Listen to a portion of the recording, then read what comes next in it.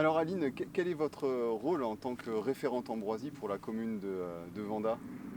Eh bien, de repérer s'il y en a sur la commune, bien sûr. Ensuite, d'apprendre aux gens à la reconnaître, hein, et de pratiquer un arrachage si possible, ce qui leur permet de la reconnaître et puis d'être efficace et utile.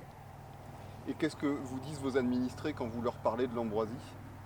Alors, les gens connaissent le nom, mais ils ne savent pas forcément la reconnaître. Ils savent que c'est une plante représente un certain danger, mais ils ne savent pas toujours lequel. Quelle allergie ça peut entraîner.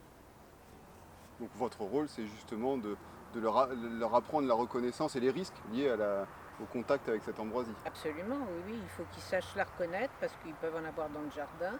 D'ailleurs, ils peuvent nous solliciter pour nous demander si dans le jardin c'est un plant d'ambroisie ou pas. Et puis leur expliquer les dangers que ça peut entraîner, les allergies, surtout respiratoires, surtout s'ils ont des jeunes enfants, c'est pas la peine de les sensibiliser.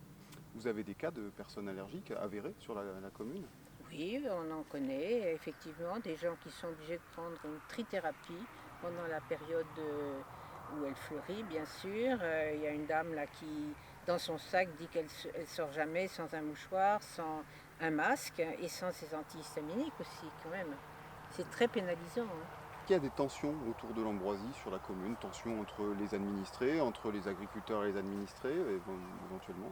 Non, je ne note pas de tension, ni parmi les administrés, ni même les cultivateurs qui comprennent bien que c'est l'intérêt de tout le monde, le leur et le nôtre, évidemment. Non, il n'y a pas de tension, je n'en note pas. Quel est l'objectif de mener au niveau de la municipalité cette opération d'arrachage, hein, de l'ambroisie qui existe sur Vanda depuis quelques années maintenant? Euh, Quel est cet objectif? L'objectif est d'abord de l'enseignement, savoir la reconnaître, parce qu'on ne peut l'arracher que si on la reconnaît, bien sûr, et ensuite de sensibiliser les gens pour qu'ils l'arrachent chez eux, qu'ils nous aident à l'arracher sur la commune, essayer de freiner son évolution, sa diffusion. Vous tirez de ces 7 dernières années d'arrachage répété sur la commune, et puis par ailleurs de votre mission de référente, qu'est-ce qu'il en ressort?